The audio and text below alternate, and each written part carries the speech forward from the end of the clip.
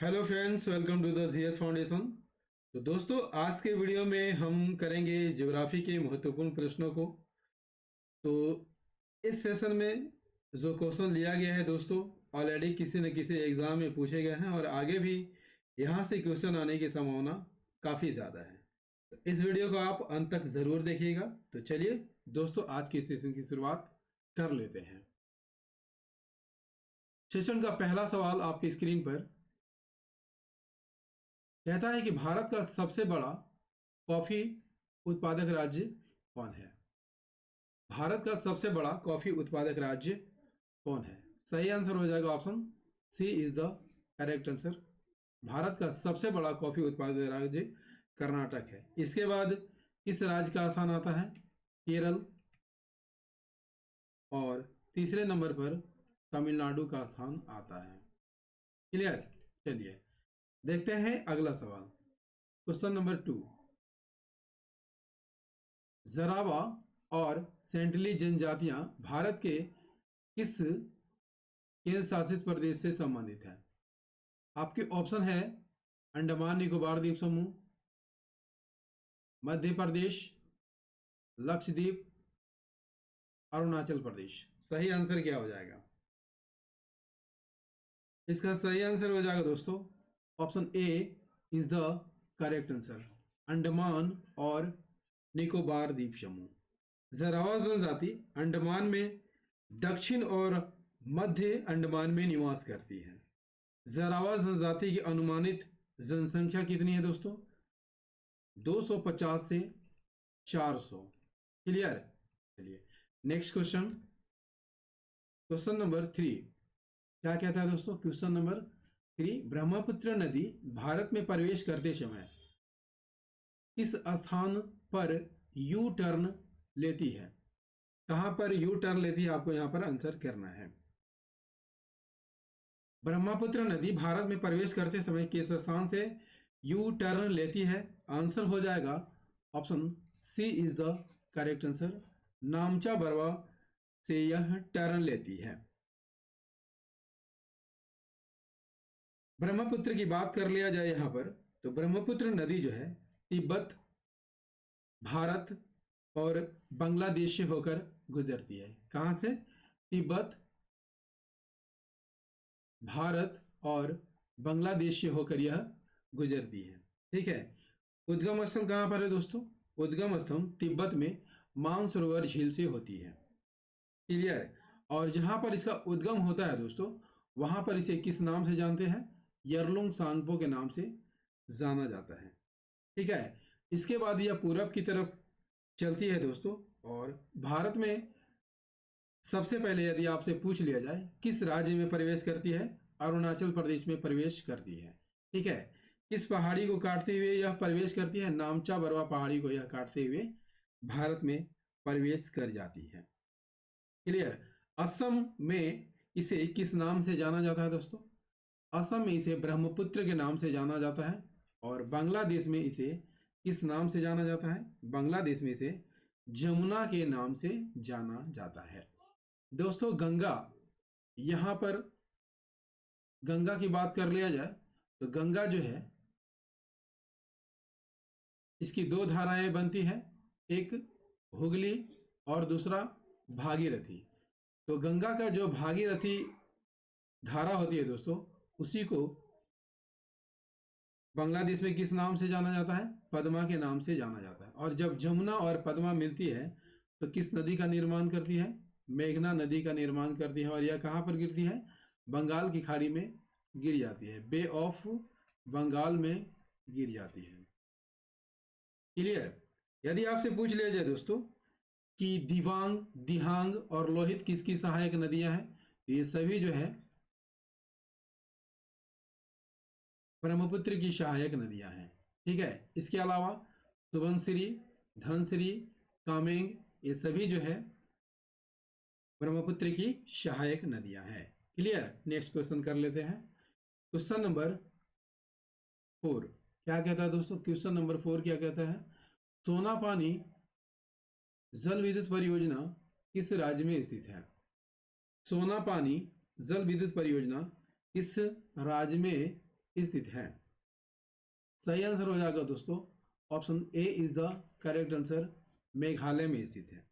सोना पानी जल विद्युत परियोजना जो है दोस्तों मेघालय में स्थित है और इसे 1922 में कमीशन किया गया था। कब किया गया था? 1922 में कमीशन किया गया था। किसके द्वारा?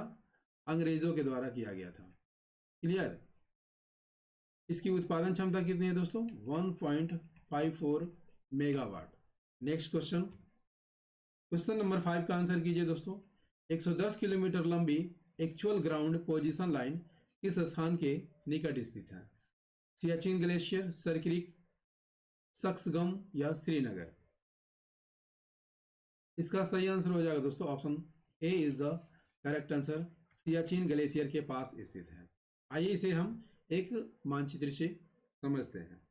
दोस्तों आपको दिखाई दे रहा होगा ये पीओके पाक अधिकृत कश्मीर है और भारत और पीओके को कौन अलग करता है? एलओसी द्वारा अलग किया जाता है। इसी प्रकार अक्साई चीन है जो चीन द्वारा अधिकृत किया गया है और ये अक्साई चीन और भारत के बीच एलएसी है। ठीक है, इसी के बीच आपको सियाचिन ग्लेशियर दिख रहा होगा दोस्तों। इसके ऊपर ये वाला क्षेत्र जो है इसे एजीपीएल कहा जाता है, यानी एक्चुअल ग्राउंड पोजीशन लाइन कहा जाता है। ठीक है, यह भारत और पाकिस्तान को अलग करता है। क्लियर? नेक्स्ट क्वेश्चन कर लेते हैं। क्वेश्चन नंबर 6, 1906 में भारतीय उर्वरक उद्योग की शुरुआत सिंगल सुपर फास्फेट की स्थापना के साथ किस स्थान से हुई थी? सही आंसर हो जाएगा option C is the correct answer, Ranipet से हुई थी। ठीक है, रानीपेट कहां पर स्थित है दोस्तों? तमिलनाडु के नेलोर नामक स्थान पर स्थित है। नेलोर नामक स्थान में स्थित है। नेक्स्ट क्वेश्चन कर लेते हैं। क्वेश्चन नंबर 7, निम्नलिखित देशों का अवलोकन कीजिए। पहला है म्यांमार, थाईलैंड, कंबोडिया, इंडोनेशिया। कहता है कि उपरोक्त किन किन देशों की समुद्री सीमा अंडमान और निकोबार द्वीप समूह से लगती है? ठीक है, आपको आंसर करना है। आपके ऑप्शन है 1 2 2 3 3 4 या 1 2 4। दोस्तों यहाँ पर अंडमान निकोबार की समुद्री सीमा म्यांमार से लगती है, थाईलैंड से लगती है और इंडोनेशिया से लगती है, जबकि कंबोडिया से इसकी सीमा नहीं लगती है। तो सही आंसर क्या हो जाएगा? Option D is the correct answer, 1 2 4 से इसकी सीमा लगती है। आइए इसे एक मानचित्र से समझते हैं। अंडमान निकोबार कहाँ पर स्थित है दोस्तों? बंगाल की खाड़ी में स्थित है। आपको दिखाई दे रहा होगा अंडमान और निकोबार। इसकी सीमा किसके साथ लगती है? म्यांमार के साथ लगती है, थाईलैंड के साथ लगती है और इंडोनेशिया के साथ भी लगती है।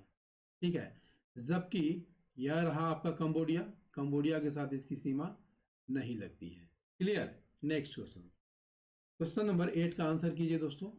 निम्नलिखित में से भारत से किस राज्य में पेट्रोकेमिकल और पेट्रोकेमिकल निवेश क्षेत्र नहीं है? निम्नलिखित में भारत के किस राज्य में पेट्रोकेमिकल और पेट्रोकेमिकल निवेश क्षेत्र नहीं है?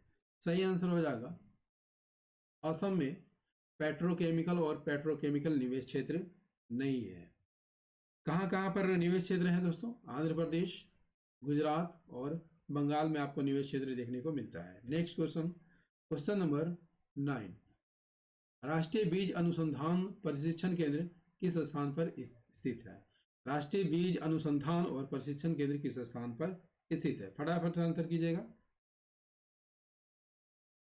सही आंसर हो जाएगा option C is the correct answer, Varanasi में स्थित है। राष्ट्रीय बीज अनुसंधान और प्रशिक्षण केंद्र जो है उत्तर प्रदेश के वाराणसी में स्थित है। ठीक है, इसकी शुरुआत किस वर्ष की गई थी दोस्तों? 2005 में इसकी शुरुआत की गई थी। Next question, question number 10, Sabarmati नदी निम्नलिखित में से किस पर्वत श्रृंखला से निकलती है?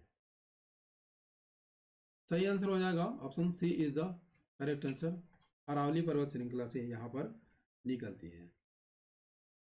इस नदी का उद्गम किस राज्य में है दोस्तों? राजस्थान में है। राजस्थान के उदयपुर जिले से इसका उद्गम होता है, उदयपुर जिले से होता है। ठीक है, किस पर्वतमाला से होता है? अरावली पर्वतमाला से इसका उद्गम होता है।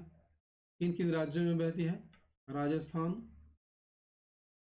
और गुजरात से होकर यह बहती है। इसकी लंबाई कितनी है? 371 किलोमीटर इसकी कुल लंबाई है। और कहाँ पर गिरती है? अरब सागर में जाकर गिर जाती है। ठीक है, साबरमती, साबरमती की बात कर लिया जाए तो कहाँ पर गिरती है दोस्तों? साबरमती अरब सागर में गिरती है। इसके साथ ही अरब सागर में गिरने वाला नदी माही है, नर्मदा है और ताप्ती है। नेक्स्ट क्वेश्चन नंबर 11, निम्नलिखित में से भारत का कौन सा पड़ोसी देश पेट्रोल, डीजल, जेट ईंधन के लिए भारत पर निर्भर है? सही आंसर हो जाएगा option D is the correct answer. Mauritius जो है भारत पर निर्भर है, किस लिए? पेट्रोल, डीजल और ईंधन के लिए। ठीक है, मॉरिशस की बात कर लिया जाए दोस्तों तो किस सागर में स्थित है? हिंद महासागर में स्थित है। ठीक है, हिंद महासागर में यह स्थित है। ठीक है, यह एक द्वीपीय देश है। इसका क्षेत्रफल कितना है? 2040 वर्ग किलोमीटर है। ठीक है, और याद रखिएगा दोस्तों, भारत मॉरिशस की जो आबादी है ज़्यादातर भारतीय मूल की है। ठीक है, इंडियन ओरिजिन है, इंडियन ओरिजिन है। क्लियर? नेक्स्ट क्वेश्चन नंबर 12 क्या कहता है दोस्तों? इंदिरा कोल 3 देशों की त्रिकोणीय सीमा का निर्धारण करता है। वे देश कौन कौन से हैं? सही आंसर हो जाएगा दोस्तों option B is the correct answer. Bharat, Pakistan और चीन की सीमा का निर्धारण करता है। इंदिरा कोल की बात कर लिया जाए दोस्तों तो ये सियाचिन ग्लेशियर में स्थित है। ठीक है, और यह पाकिस्तान, चीन और भारत की सीमा पर स्थित है और यह भारत का सबसे उत्तरी बिंदु है। दोस्तों यदि आपसे पूछ लिया जाए कि भारत का सबसे पश्चिमी बिंदु कौन है? वेस्टर्न में है गोहार मोती। ठीक है, किस राज्य में है? गुजरात में। सबसे पूर्वी बिंदु कहाँ है दोस्तों? अरुणाचल प्रदेश में। उसका नाम क्या है? कीवीती। सबसे दक्षिणी बिंदु का क्या नाम है? इंदिरा पॉइंट है, जो ग्रेट निकोबार में है। यदि आपसे पूछ लिया जाए कि मुख्य भूमि में स्थित दक्षिणी बिंदु कौन है, तो याद कर लीजिएगा कन्याकुमारी, जो कि तमिलनाडु में है। ठीक है, नेक्स्ट क्वेश्चन कर लेते हैं। क्वेश्चन नंबर 30, पश्चिम बंगाल के राढ़ क्षेत्र में कौन सी मृदा का प्रमुख स्थान है, या कौन सी मृदा पाई जाती है? सही आंसर हो जाएगा दोस्तों option B is the correct answer. लाल मृदा पाई जाती है। ठीक है, छोटा नागपुर और गंगा डेल्टा के बीच यह पाई जाती है। नेक्स्ट क्वेश्चन, क्वेश्चन नंबर 14, निम्नलिखित में से किन राज्यों में भारत की मवेशी जनसंख्या का 1/3 हिस्सा रहती है? सही आंसर हो जाएगा option D is the correct answer. Madhya Pradesh, Paschim Bengal और उत्तर प्रदेश। ठीक है, नेक्स्ट क्वेश्चन नंबर 15, कंकन दर्रा भारत के किस राज्य या केंद्र शासित प्रदेश में स्थित है?